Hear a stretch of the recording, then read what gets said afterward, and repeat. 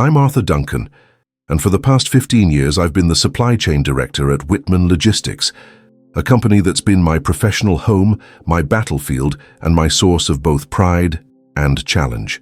At 42, I've seen the logistics world evolve dramatically, and I've dedicated my career to mastering the art and science of distribution networks.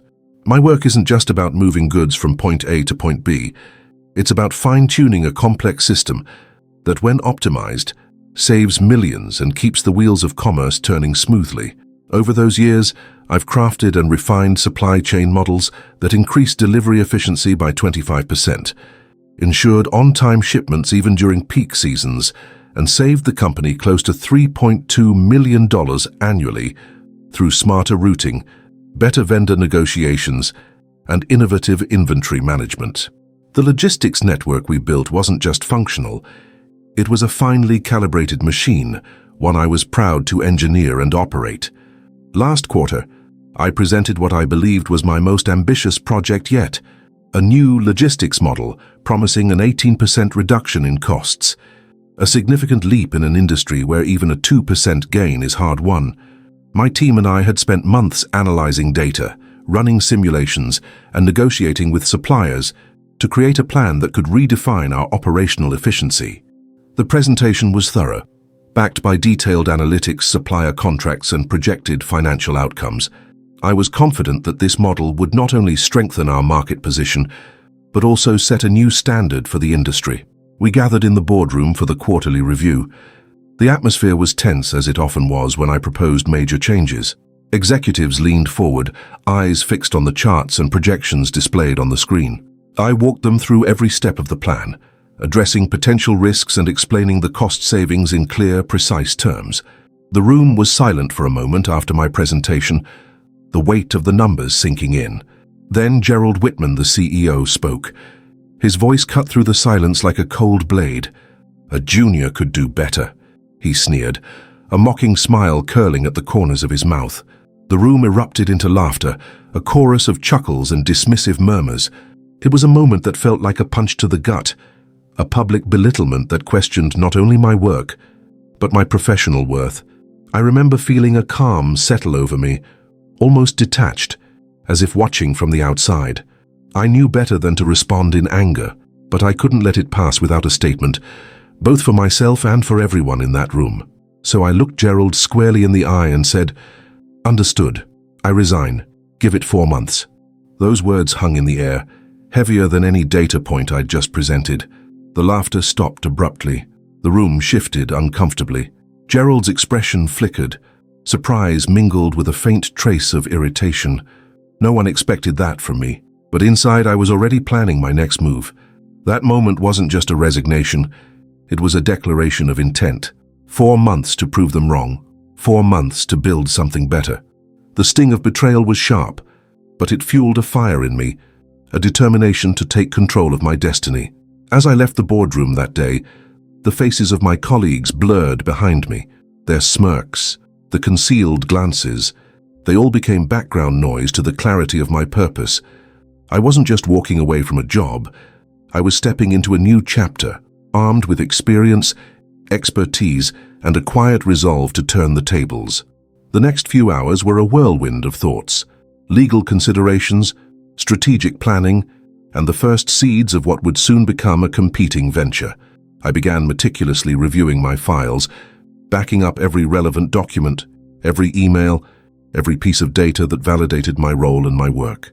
That day marked the end of a chapter, but also the beginning of a carefully orchestrated plan, one that would challenge the very foundations of Whitman Logistics, and more importantly, prove that expertise and integrity cannot be so easily dismissed. Over the course of 15 years at Whitman Logistics, I didn't just fill a role, I shaped the very backbone of the company's supply chain operations.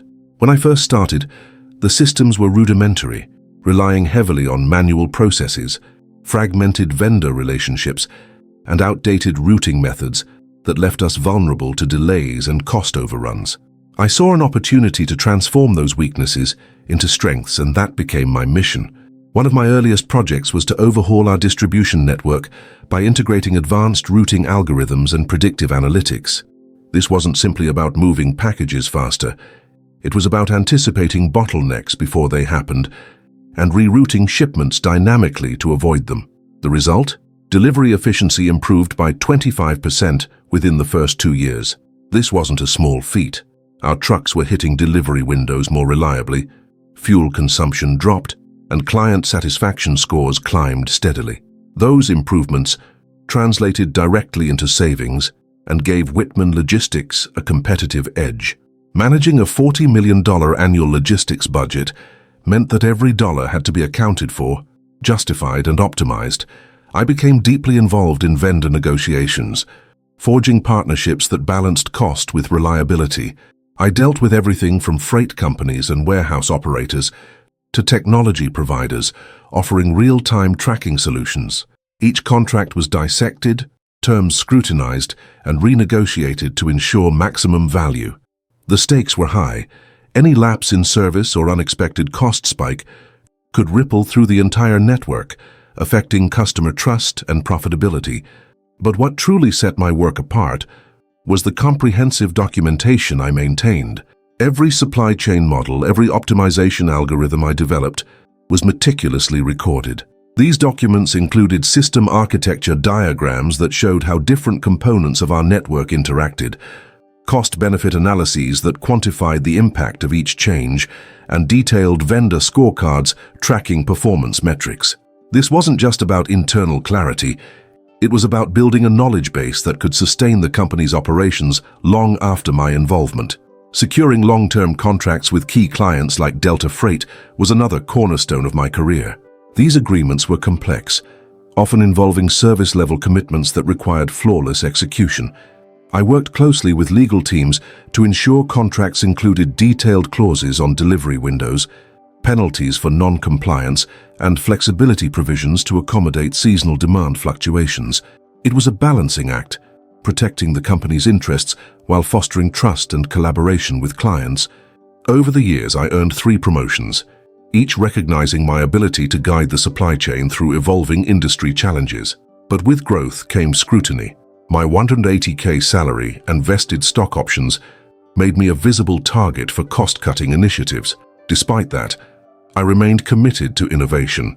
I knew the proprietary optimization algorithms I had developed were the company's secret weapon.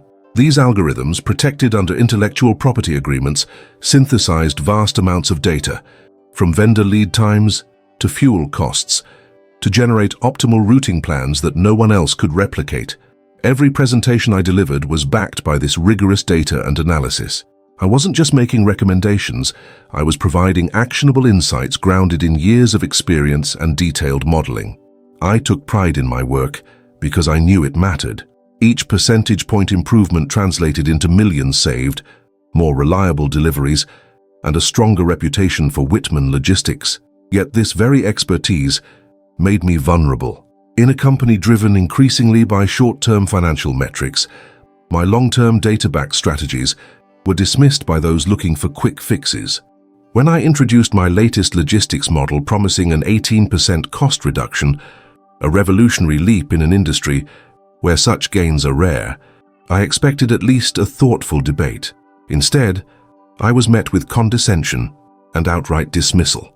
That moment shattered the professional respect I thought I had earned, but it didn't diminish the value of my work. If anything, it crystallized my resolve.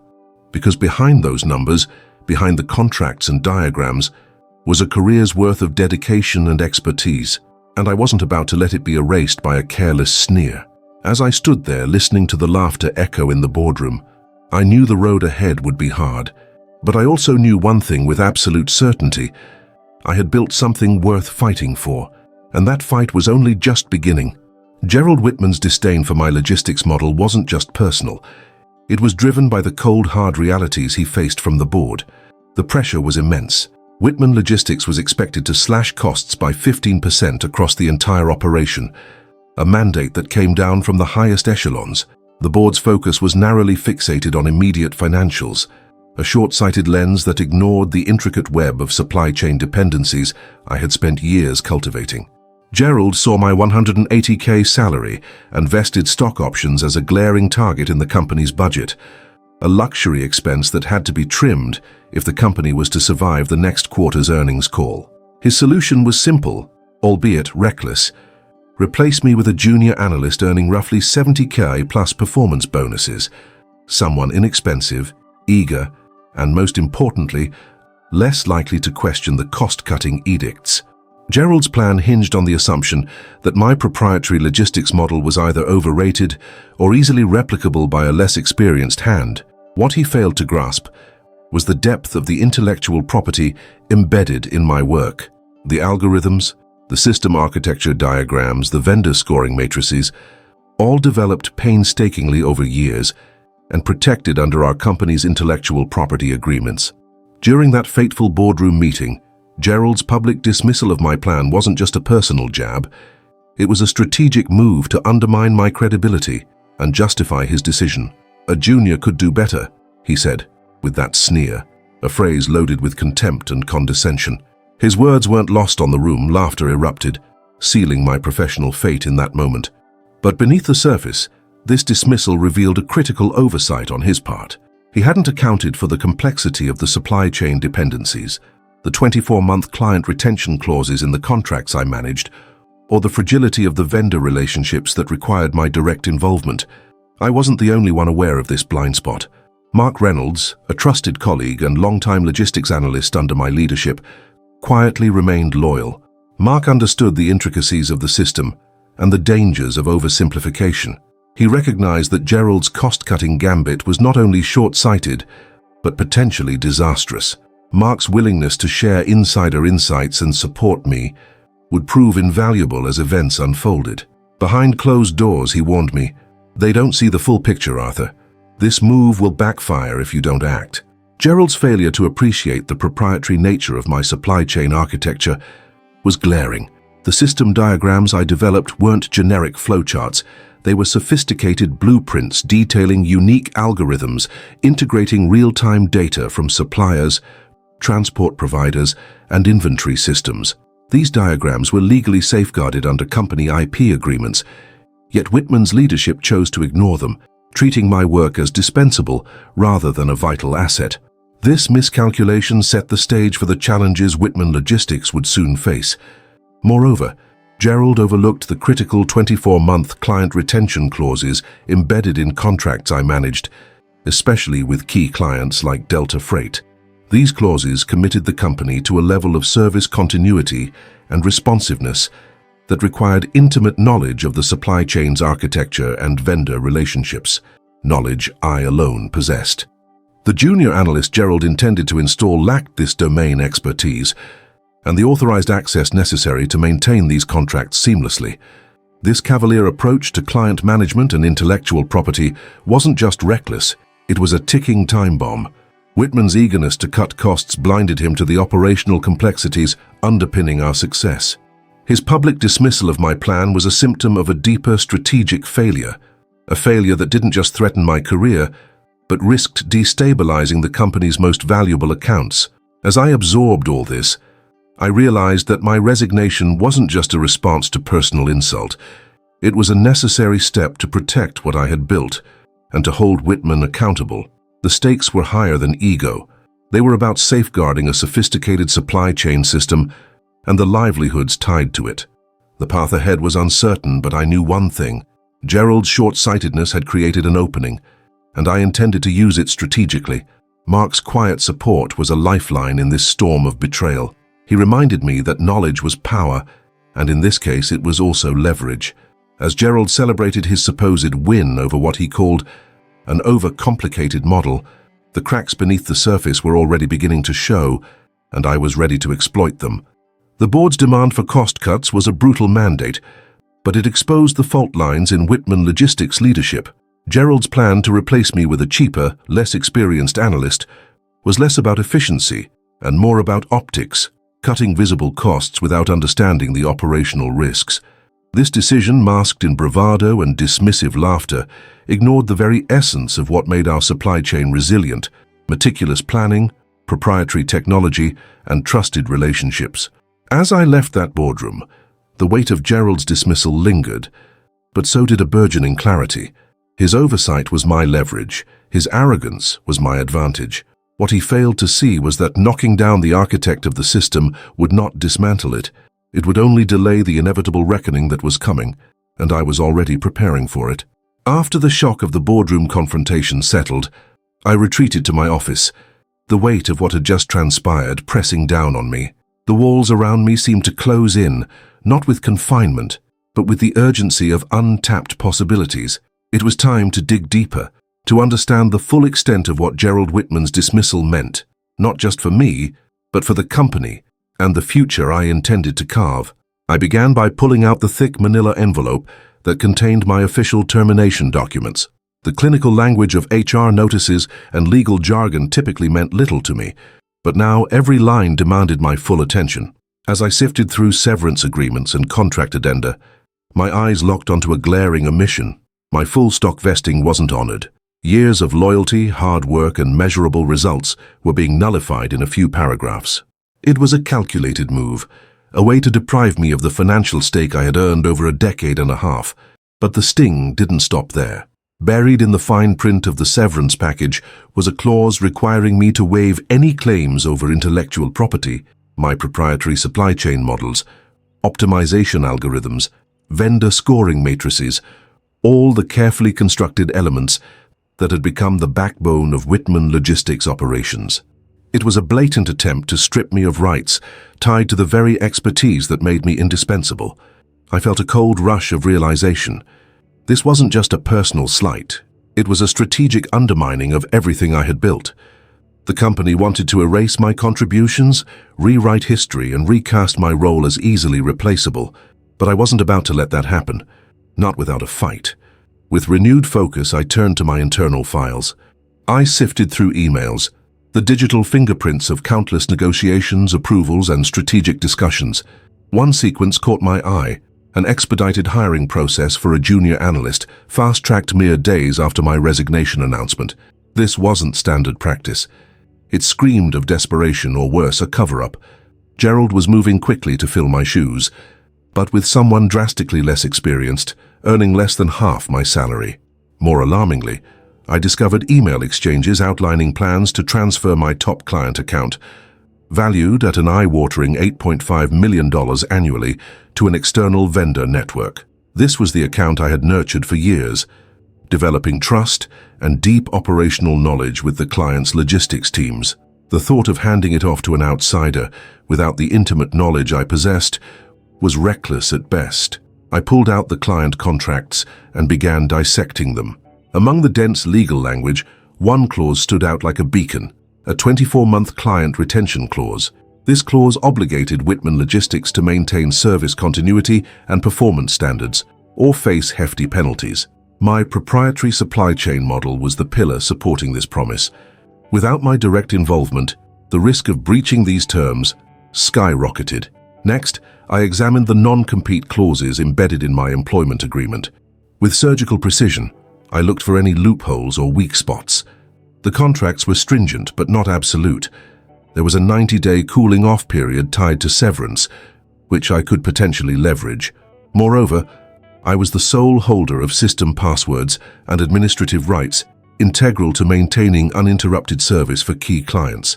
This kind of access couldn't be transferred overnight without risking operational chaos. Every document, every clause, every email added to a growing mosaic of evidence. The picture was clear. Whitman Logistics, driven by short-term cost-cutting, was carelessly dismantling the intricate network I had painstakingly assembled. Gerald's arrogance had blinded him to the operational realities, the fragility of supplier relationships, the complexities of contract commitments, and the critical nature of proprietary knowledge. Yet, amid this discovery, I recognized opportunity. Knowledge was power, but documentation was leverage. I began compiling and organizing every piece of evidence, models, communication trails, contracts, knowing that this was the foundation upon which I would build my next move. At the same time, I reached out discreetly to Mark Reynolds, my trusted colleague and confidant. Mark had remained loyal, quietly sharing insights about internal dynamics and the new analyst's struggles. His perspective confirmed my fears. Whitman's hastily constructed replacement, lacked the nuanced understanding essential to manage these complex client accounts and vendor dependencies. The more I uncovered, the more the puzzle pieces fit together. Gerald's dismissal of me wasn't just a personal affront. It was a reckless gamble that ignored the very infrastructure keeping Whitman Logistics afloat. By sidelining proprietary intellectual property and neglecting contractual obligations, the company was setting itself up for operational failure and financial fallout. As the hours slipped by, I realized I was no longer just the wronged employee. I was an architect preparing to reclaim what was rightfully mine. The termination documents, with their omissions and veiled threats, had inadvertently provided me the blueprint for my next chapter. I would leverage these legal gaps and operational weaknesses to rebuild, stronger, smarter, and on my own terms. The path ahead was fraught with challenges, but for the first time since that boardroom confrontation, I felt a surge of clarity and control. The silence of the office was punctuated only by the quiet clacking of my keyboard as I organized my evidence, setting the stage for what was to come. Whitman might have thought they could erase me with a severance package and a waiver clause. Instead, they'd unwittingly handed me the keys to their vulnerabilities, the very vulnerabilities I intended to exploit with relentless precision. After the initial shock of uncovering the full scope of Whitman Logistics' dismissive and legally questionable actions, I knew I couldn't navigate this alone.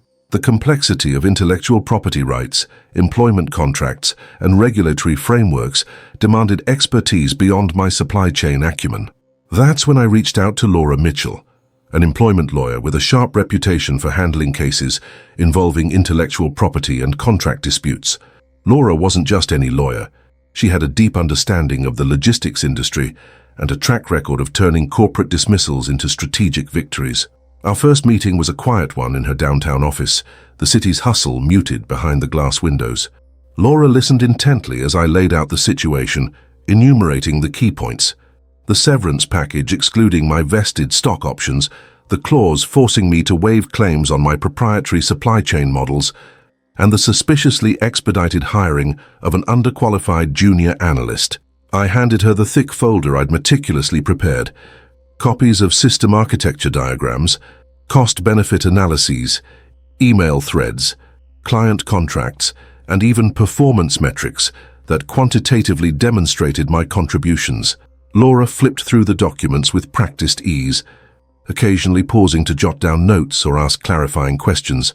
"Arthur," she said, "this isn't just a case of wrongful termination. You have a solid foundation to assert intellectual property misappropriation, breach of contract, and possibly even fiduciary breaches on the company's part. They've tried to sweep your contributions under the rug, but the documentation you have is extensive. We can make this count." The weight of her words struck a chord. It wasn't just about winning a legal battle. It was about reclaiming my professional identity and holding the company accountable for the reckless way they disregarded the intricate systems I had built. Together, we began the painstaking process of cataloging every piece of evidence.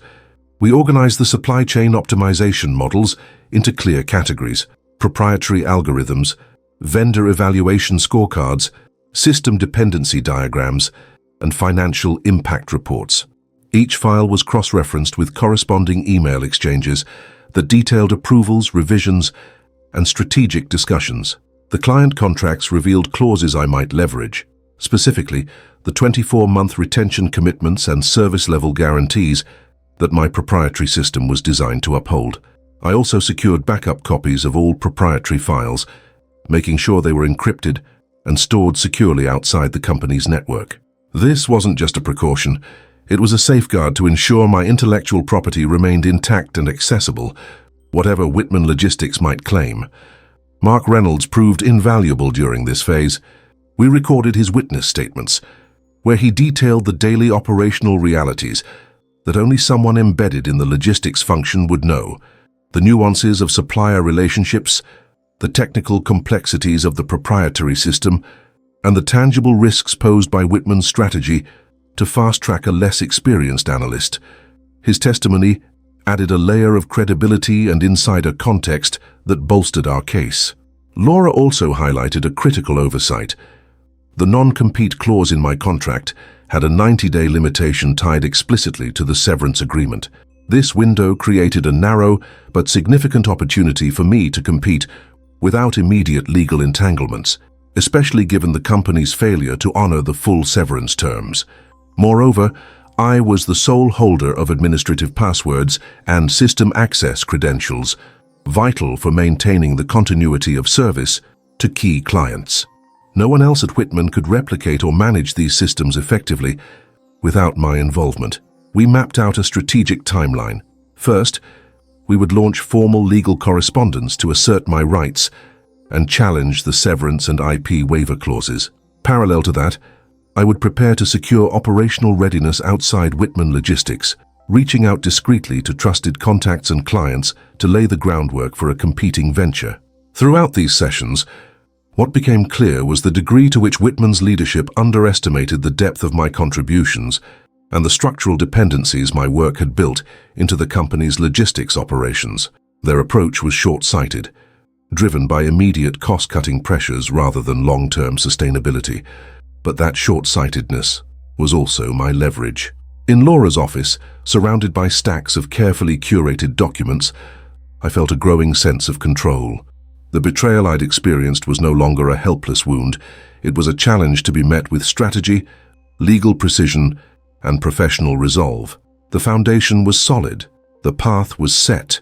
The next moves had to be deliberate, methodical, and unassailable. As the meeting wrapped, Laura looked up and said, "Arthur, you didn't just bring me a case. You brought me a blueprint for a comeback. Now, we'll make sure your expertise isn't just recognized, it's protected." That statement resonated deeply. It wasn't just about winning back what I'd lost. It was about proving that expertise and integrity are assets no company can dismiss without consequence. The legal review and strategic cataloging of documents weren't simply formalities. They were the first moves in a chess game I was ready to win. Walking out of Laura's office, I felt the fire reignite. The betrayal was still fresh, but now it was tempered with clarity and a plan. Behind every clause, every email, and every diagram lay the story of my professional life, and I was determined to write its next chapter on my own terms. Laura Mitchell's office was quiet, except for the soft rustling of papers and the occasional click of her pen. We sat across from each other at a sleek glass table, the city skyline just visible through the large windows behind her. I could tell from the way she'd flipped through my meticulously organized folder that this wasn't a routine case for her. It was layered, complex, and charged with professional betrayal. "Arthur," she began, her voice steady but firm, "you're dealing with more than just a severance dispute. The documents you've brought show multiple and serious violations on Whitman Logistics' part." She tapped a few pages of the contract on the table, emphasizing key clauses. "First," she said, "there's clear evidence of wrongful termination, specifically the company's failure to honor your full stock vesting. That's a breach of the terms you earned through years of service." Hearing it out loud, the magnitude struck me again. I hadn't just been dismissed. I'd been stripped of a financial stake I'd rightfully earned. But Laura didn't stop there. She leaned forward, eyes scanning a flowchart I'd provided. "These proprietary supply chain models you developed, your optimization algorithms, system architecture diagrams, vendor scorecards, they're not just company property, they're your intellectual property, protected under the agreements Whitman Logistics signed. The clause forcing you to waive your claims over this IP in your severance package is legally questionable, especially given how this was presented after your termination. Misappropriation of intellectual property is serious. It could mean significant damages." I swallowed hard. All those years spent perfecting those models now threatened to be dismissed as company property, as if my unique expertise was interchangeable. Laura continued, "Then we have the breach of fiduciary duty. By fast-tracking the hiring of a junior analyst, ill-equipped to manage critical supplier relationships, and by planning to transfer your top client account to external vendors, Whitman Logistics has disregarded their contractual obligations and the operational realities you detailed. Your client contracts include retention clauses and service-level agreements that require continuity and a certain standard of service. Ignoring these is not only reckless, it opens the company up to potential penalties." Her words hung in the air, heavy with implications. The more I heard, the clearer it became how Whitman's leadership had gambled with not just their supply chain, but the company's reputation and financial security. Laura flipped to an email thread I'd highlighted, showing internal communications from Whitman executives discussing the abrupt transition plans. "You see here," she pointed, "they were fully aware there was a risk of disruption, but chose to proceed regardless. That strengthens our position that this was not just negligence, but a deliberate breach of duty." We then dove into regulatory compliance. Laura explained, "The logistics industry is tightly regulated, especially when it comes to client service and reporting. The replacement team's apparent mishandling could lead to violations of those regulations, compounding Whitman's legal exposure." I felt a swell of vindication knowing that these were not just abstract rules, but real protections for the work I'd done. To build our case, Laura proposed filing formal complaints with labor boards and industry regulators, emphasizing these multiple breaches. "We're not just fighting for your rights," she said. "We're shining a light on systemic mismanagement that jeopardizes not only your career, but the integrity of the company's logistics operations." Together, we organized the evidence to present a coherent, unassailable narrative. Wrongful termination, denying earned stock options, misappropriation of proprietary intellectual property, breach of fiduciary duty by neglecting contractual service obligations, and potential regulatory violations stemming from operational disruptions. Laura's strategic plan was precise. First, we'd serve legal notices, challenging the severance terms and IP waivers. Parallel to that, we'd prepare for regulatory filings and begin the groundwork to assert my rights aggressively. This multi-front approach was designed to apply pressure from every angle, making it impossible for Whitman to ignore the depth of their infractions. I left Laura's office with a renewed sense of purpose. The betrayal I'd endured was now a legal battleground, armed with facts and fortified by expert counsel. The path ahead was still daunting, but for the first time since that fateful boardroom meeting, I felt the scales tipping in my favor. The next move was mine, and it would be deliberate, calculated, and devastatingly effective. The day I handed in my formal resignation was both a release and a new beginning. Walking out of Whitman Logistics for the last time as their supply chain director wasn't easy. The weight of 15 years of investment in that company pressed against me like a physical burden. But beneath that weight, there was a quiet resolve, a flicker of hope that burned steadily as I planned what came next. I wasn't just leaving behind a job. I was stepping into a future I would build myself. Launching Duncan Supply Solutions in Dallas was a decision born from necessity and opportunity. I chose Dallas deliberately, not only because it's a logistics hub teeming with potential clients and freight activity, but also because it was far enough from Whitman's headquarters to avoid drawing premature attention, yet close enough to maintain industry connections. The name, my own, signaled a clean break and a personal stake in this venture. This was my chance to prove that expertise, when respected and nurtured, could thrive outside the shadow of corporate bureaucracy. The first order of business was operational readiness. I assembled a small but highly skilled team, a mix of trusted industry veterans, including Mark Reynolds, who had been my right hand at Whitman, and a few newly recruited logistics professionals eager for a fresh challenge. We set up our office quietly in a modest suite downtown, outfitting it with the essential technology and systems needed to deliver the kind of precision and reliability that clients expected. I insisted on replicating in a leaner form the proprietary systems I had developed, carefully reprogrammed and secured to avoid any legal pitfalls, but still delivering the optimization algorithms that were the backbone of our service. Discretion was key.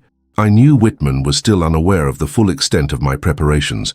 Any premature leaks could jeopardize client confidence or trigger legal countermeasures, so I reached out discreetly, one client at a time. My first calls were to the trusted few, those with whom I had cultivated long-standing, transparent relationships built on reliability and mutual respect. I explained, candidly but carefully, that I was launching a new firm focused on delivering superior logistics solutions, leveraging years of proven expertise. I emphasized how the changes at Whitman Logistics, particularly the rushed handover to less experienced staff, could risk their service levels and contractual guarantees. The most critical contact was the company's largest account, a $8.5 million annual contract that Whitman had relied on heavily. I knew that account inside and out, its demanding schedules, its specific vendor requirements, the delicate balance of supplier relationships. The thought of it slipping through the cracks under the new management weighed heavily on me. So when I spoke with the key decision-makers there, I didn't just present promises. I delivered data, insights, and a clear plan showing how Duncan Supply Solutions could not only meet, but exceed their expectations. I highlighted potential risks inherent in Whitman's current transitional approach, risks I was uniquely positioned to mitigate. Meanwhile, Laura Mitchell and I initiated formal legal proceedings. Notices regarding intellectual property misuse and contract violations were served to Whitman Logistics with calculated precision. This wasn't about vendetta. It was about asserting rights and protecting assets. I wanted those communications to be firm but professional, signaling that I was prepared to defend my work and clients without unnecessary hostility. Securing a consulting contract with a major freight partner was another critical move, ensuring operational readiness and demonstrating market confidence in Duncan Supply Solutions. This partnership provided an immediate revenue stream and a robust platform for scaling up service offerings, reinforcing our capability to handle complex logistics demands without hiccups. Behind the scenes, Whitman remained unaware of the full scale of what was unfolding. Gerald Whitman continued with his cost-cutting celebrations, convinced the junior analyst was a cost-effective solution and that the company was on a smooth path. He had no idea that I was methodically rebuilding a formidable competitor, one rooted in expertise, trust, and strategic foresight. Every move was calculated to maximize impact while minimizing exposure. I maintained strict confidentiality agreements with all involved parties, understanding that the legal and competitive stakes were high.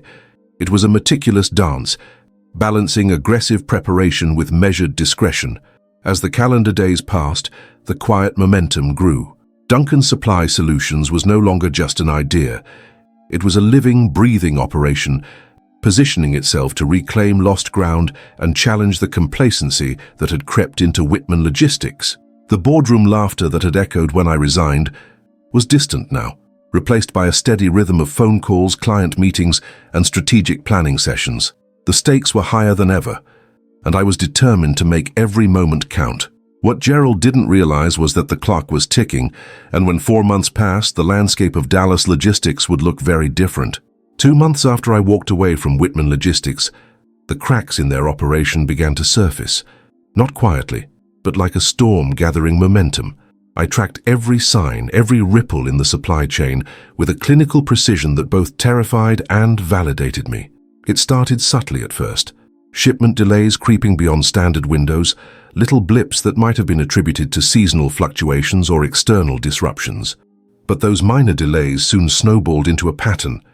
Critical orders arriving late, warehouse inventories mismatched, trucks sent on misrouted paths. The supply chain, once a well-oiled machine humming in sync, was now stuttering. From conversations whispered through contacts still embedded at Whitman, I learned the junior analyst Gerald had hastily hired was struggling badly. Mark Reynolds, who had stayed in touch, confided in me that this replacement lacked the necessary experience to manage the complex vendor relationships that underpinned our network.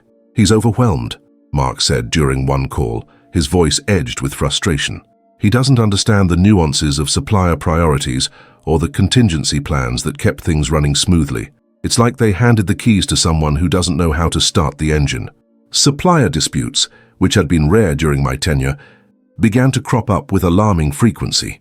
Vendors accustomed to timely payments and clear communication complained about missed deadlines and muddled instructions. One supplier, a critical freight carrier, threatened to suspend services temporarily, citing confusion over contract terms and inconsistent schedules.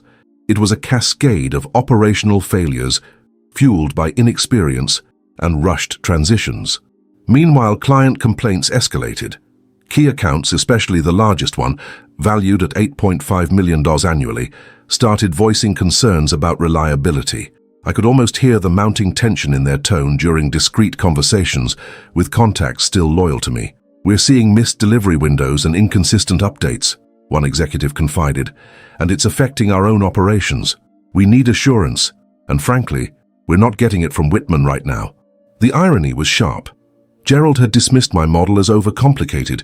A junior could do better, he'd said. Yet here was the proof that the devil I had meticulously mapped out over years, was in those complexities. Without the expert hand that understood every supplier dependency, every contract nuance, the whole system faltered. Then came the call from Whitman's office itself. Gerald's assistant reached out, requesting a consultation with me. I was taken aback, but kept my composure. I knew better than to step into any informal trap. I replied professionally, declining direct communication and redirecting all correspondence to Laura Mitchell, my lawyer. It was a deliberate move, letting the legal team handle any overtures while I stayed focused on building my own operation. Behind the scenes, regulatory bodies took notice. The formal complaints Laura and I had filed triggered preliminary inquiries into Whitman Logistics' compliance with industry standards. The inspections and letters of concern added pressure internally, exacerbating the company's operational turmoil and making the situation untenable. As these disruptions mounted, the confidence in Whitman Logistics' ability to manage their supply chain eroded visibly. Clients began questioning not only the current leadership, but the company's strategic direction. Rumors of contract reviews and potential account shifts started circulating quietly but steadily within industry circles. I monitored these developments with growing satisfaction tempered by the seriousness of the situation. This was more than professional vindication. It was a systemic unraveling caused by the very decisions that had pushed me out. The junior analyst, overwhelmed and underprepared, was inadvertently illustrating the indispensable value of experience and meticulous planning that I had embodied. The stage was set, the pressure mounting on Whitman Logistics. The company's missteps were no longer isolated incidents. They were a pattern exposing deep vulnerabilities. And all the while, I was readying my next moves, knowing that the coming weeks would be decisive in shifting the balance of power in the Dallas logistics market. Simultaneously, with a clear-eyed strategy and Laura Mitchell's legal expertise, we moved forward to formalize our battle against Whitman Logistics. The day we filed the lawsuit was both a milestone and a declaration. This wasn't just about me. It was about setting a precedent for professional integrity, intellectual property rights, and contractual accountability.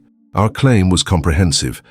At its core, it asserted wrongful termination, centering on Whitman's blatant refusal to honor my fully vested stock options and unpaid bonuses, compensation I had earned through years of dedicated service and measurable contributions. The sum we sought was $1.2 million, encompassing lost wages, deferred equity, and financial damages tied directly to the company's contractual breaches. But the lawsuit went deeper than monetary compensation. A critical component was intellectual property infringement. Those proprietary supply chain models, the algorithms I painstakingly developed, the vendor scorecards, and the intricate system architecture diagrams, were not just internal tools. They were unique creations, safeguarded under specific IP agreements. Whitman's attempt to appropriate or dismiss these as generic company property was legally indefensible. Our filings detailed how the company misused these assets, especially through reckless delegation to an inexperienced junior analyst who lacked the technical acumen to maintain these systems properly. Laura drafted the complaint meticulously, including exhibits that showcased internal email threads where executives discussed transitioning key client accounts without due diligence, ignoring the 24-month retention clauses, and revealing an awareness of potential disruptions. These emails weren't just evidence of poor management. They exposed a calculated disregard for contractual obligations.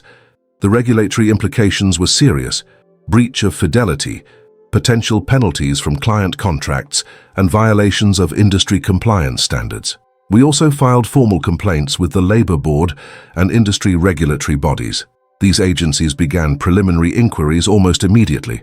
The regulatory focus was on Whitman Logistics' failure to maintain service levels and compliance under the oversight of an unqualified replacement.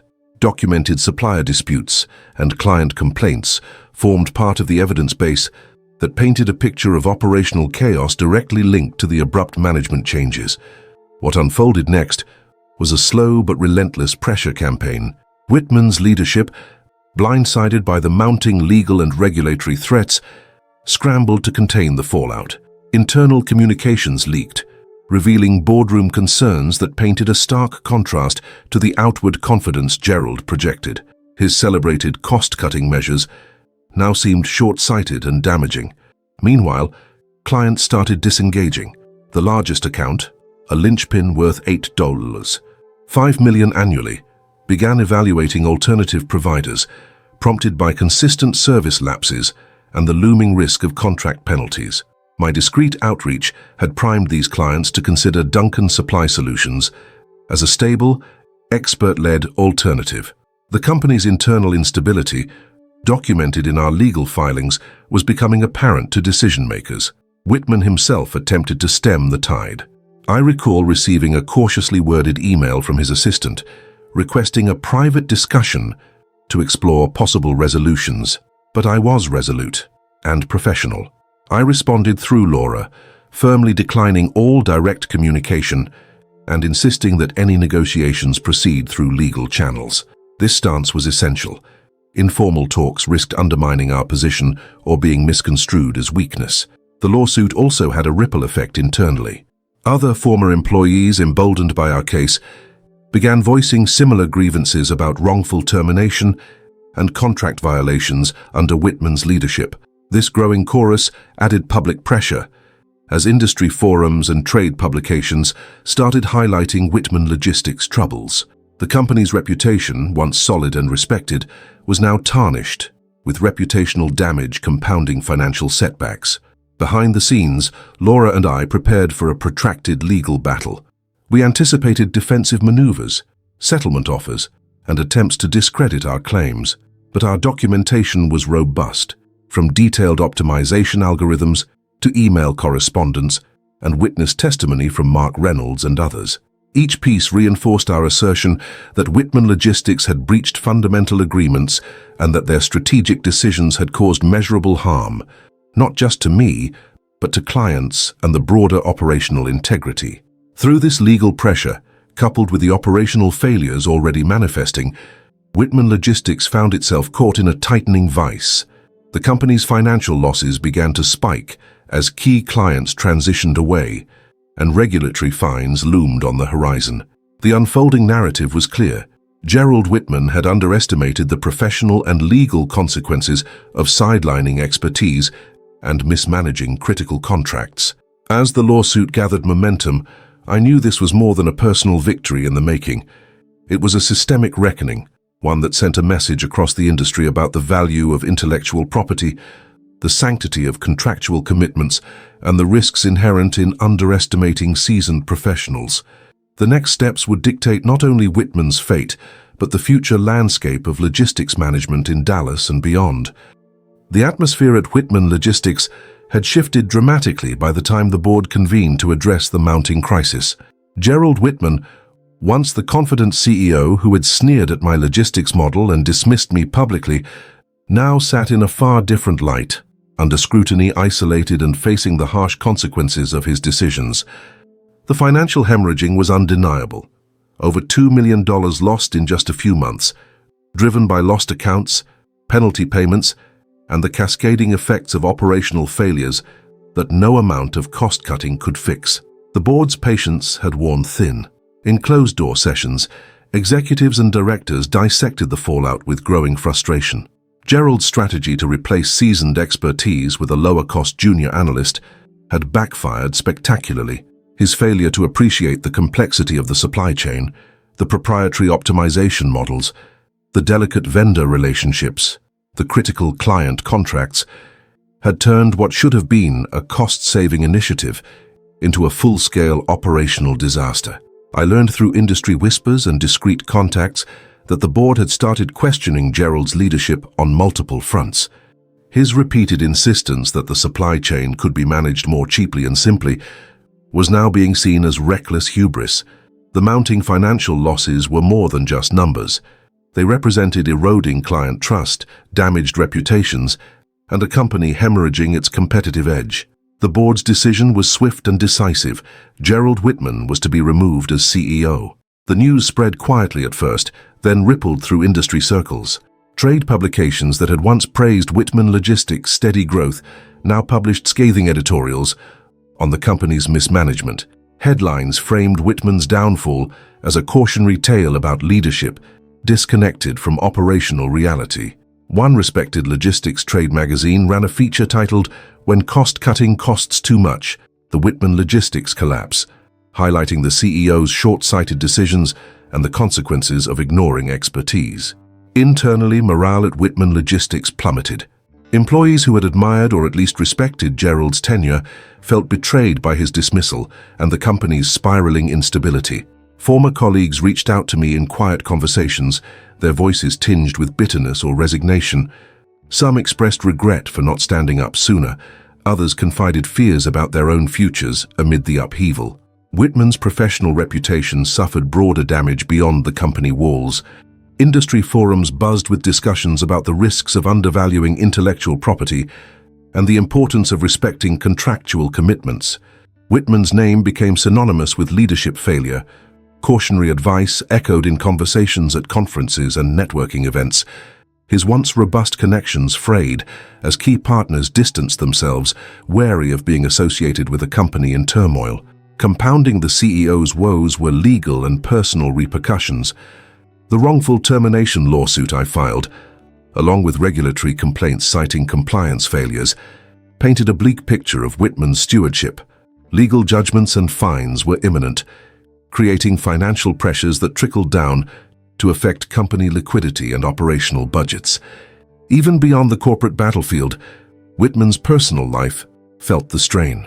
Rumors circulated about growing tensions in his marriage, with close associates citing financial instability and professional disgrace as contributing factors. Divorce proceedings, always a private matter, became another thread in the unraveling tapestry of his life. Whitman's fall wasn't just a professional setback, it was a public unraveling of years of leadership marked by miscalculation and hubris. His removal by the board was a turning point for the company and the industry alike, a stark reminder that no executive, regardless of title or tenure, is immune to the consequences of dismissing expertise and neglecting fiduciary responsibilities. Meanwhile, as Whitman faced this personal and professional maelstrom, I continued to build forward momentum with Duncan Supply Solutions. The contrast between our trajectories could not have been starker. Where his leadership faltered, mine gained strength. The very systems he had disregarded became the foundation of my firm's rising success. The board's decision, the public and industry backlash, and the legal processes underway all underscored a critical truth. Leadership without respect for expertise and contractual integrity invites collapse. Whitman Logistics' crisis was a textbook example of how short-term greed and arrogance can devastate even the most established companies. But this was far from the end of the story. With Gerald Whitman's removal, the stage was set for a new chapter, one where the value of diligence, detailed documentation, and strategic patience would prove decisive. And I was already preparing for the next moves that would solidify that future. The courtroom was tense the day the verdict came down, but for me it was the quiet culmination of months of meticulous work, careful documentation, and unwavering resolve. The judge ruled decisively in my favor, awarding $1.7 million in combined damages. This wasn't just a number on a ledger, it was validation of everything I had fought for. The damages included full stock vesting that Whitman Logistics had unlawfully withheld, severance pay that was rightfully mine, and punitive penalties imposed for the misappropriation of my intellectual property. The judge's remarks underscored the gravity of Whitman's missteps, noting that intellectual property theft is not only a legal violation, but an affront to professional integrity. Whitman Logistics was ordered to pay $500,000 in regulatory fines, levied by industry authorities following the compliance breaches exposed by our case. These fines stemmed from documented failures during the transition period when the junior analyst took over, failures that compromised service levels, violated contract clauses, and ultimately put clients at risk. The regulatory agencies made it clear that operational competence is non-negotiable, and that Whitman's cavalier approach to replacing seasoned expertise was reckless and unacceptable. The ruling also addressed the company's breach of fiduciary duty. Whitman's deliberate decision to sideline me and hand off crucial client accounts to inexperienced personnel wasn't just a poor business choice, It was a violation of their responsibility to protect client interests and maintain contractual commitments. The court's recognition of this breach sent a strong message, not only to Whitman Logistics, but to the entire industry, that such negligence will have consequences. More than the financial judgments, the legal victory set a powerful precedent about the sanctity of intellectual property in the logistics sector. My proprietary supply chain optimization models, once dismissed by the CEO as trivial, were legally affirmed as significant protected assets. The court recognized that these models were unique creations, integral to operational success, and their unauthorized use or dismissal constituted theft. This acknowledgement rippled through industry forums, sparking discussions about employee rights and corporate accountability. Whitman himself was not spared. The court's findings opened the door for professional sanctions against him, including investigations by regulatory bodies into his conduct as CEO. His leadership was officially called into question, with allegations of negligent management and breach of fiduciary duties gaining traction. Industry insiders whispered that criminal inquiries might follow, given the severity of documented violations and financial damages.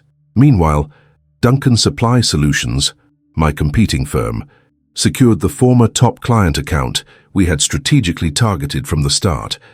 That $8.5 million contract, once tethered to Whitman Logistics, was now under our stewardship, a tangible victory that showcased not only my operational expertise, but also the trust and loyalty I had fostered with clients. The contract's transfer was seamless, thanks to the comprehensive knowledge Mark Reynolds and I possessed. Paired with our commitment to uninterrupted service, our growth didn't stop there. Armed with a reputation bolstered by the legal victory and a roster of satisfied clients, Duncan Supply Solutions expanded rapidly. Within months, we increased our market share, capitalizing on the gap left by Whitman's faltering operations. Industry analysts began to cite our success as a case study in how specialized knowledge, combined with legal safeguards and strategic planning, can disrupt entrenched players.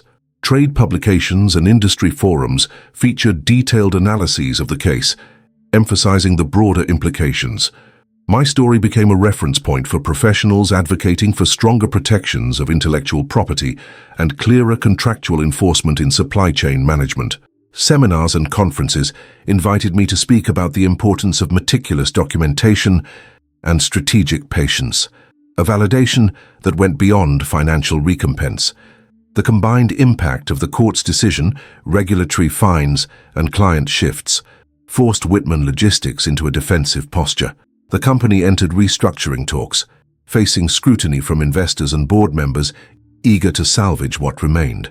The financial penalties and reputational damage limited their ability to compete effectively, confirming the ripple effects of their earlier short-sightedness. Whitman's professional standing was severely diminished.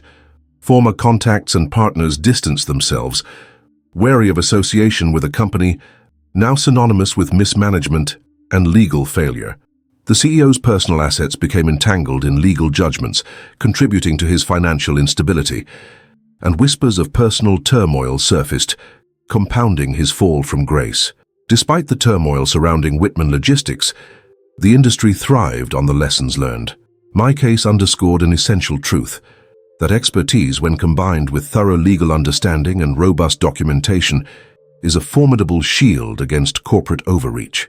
It also highlighted the necessity for companies to respect and protect the intellectual property their employees develop, lest they face costly repercussions. As I reflected on the journey, from the moment my logistics model was dismissed with scorn to the courtroom victory, I realized this was more than just personal vindication. It was a blueprint for professional resilience and systemic accountability. The $1.7 million award confirmed that what I had built was not just valuable but indispensable, and that integrity, backed by strategy and legal rigor, can indeed topple even the most entrenched opposition. But this legal win was just one chapter in a continuing story. The ongoing industry conversations, the shifting market dynamics, and the rebuilding of Duncan Supply Solutions all pointed to a future where respect for expertise and contractual fidelity would be paramount. And I was ready to lead that charge.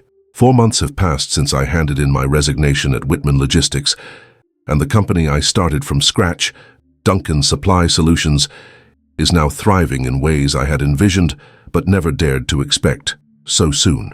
Sitting at my desk in our Dallas office, watching the steady flow of activity, calls, data analyses, shipment schedules, I feel a profound sense of fulfillment and a quiet vindication that's taken years to crystallize. Our annual revenue has just topped $15 million, a figure that not only surpasses my previous salary by 45%, but also validates the vision I had when I first decided to step away from the comfortable yet stifling structure of my former employer.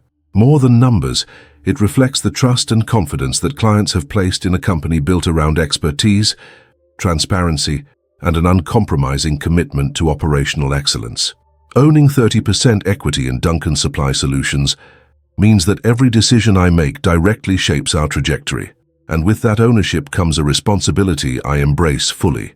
Unlike the hierarchical inertia that characterized Whitman Logistics, here, I'm part of a lean leadership team that values agility and innovation.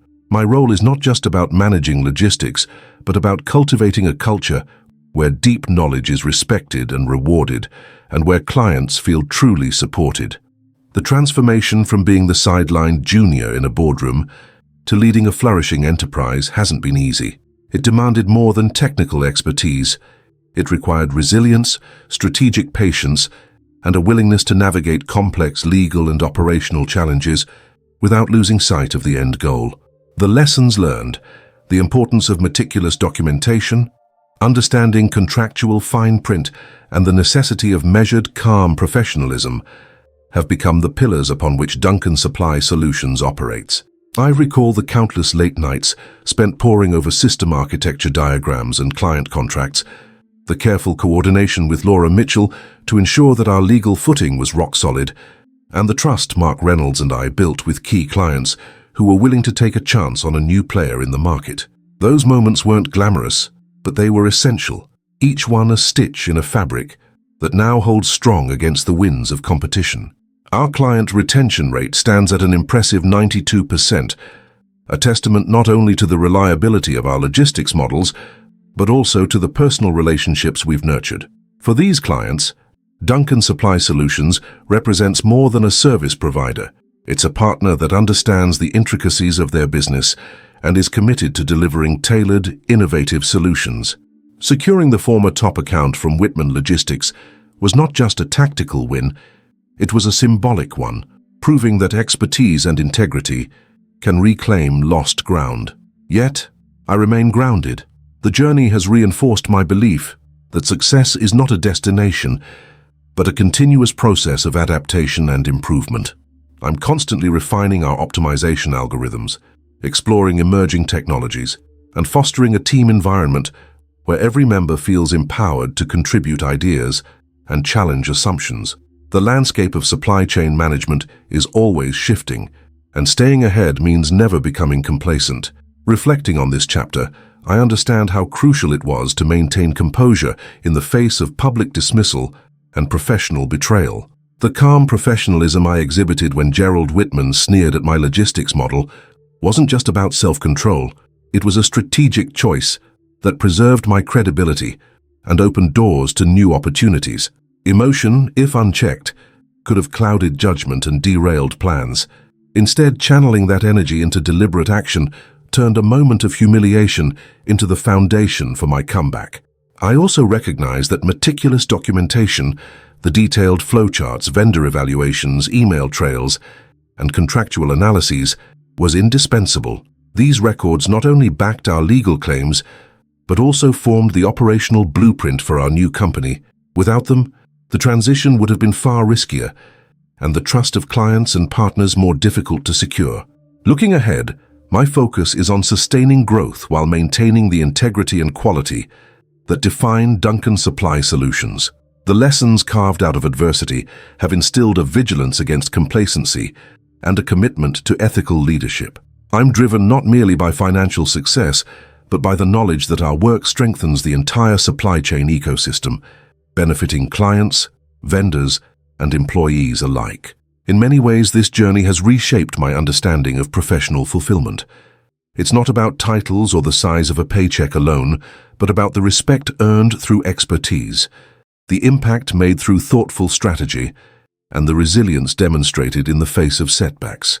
I stand today not just as Arthur Duncan, former supply chain director, but as the founder and leader of a company that embodies those values. The road ahead is still unwritten, filled with challenges and opportunities alike. But armed with experience, clarity, and an unwavering commitment to excellence, I am ready to navigate whatever comes next. The chapter that began with a public dismissal has evolved into a story of systemic justice and professional redemption, one that continues to unfold with every shipment delivered and every client relationship strengthened.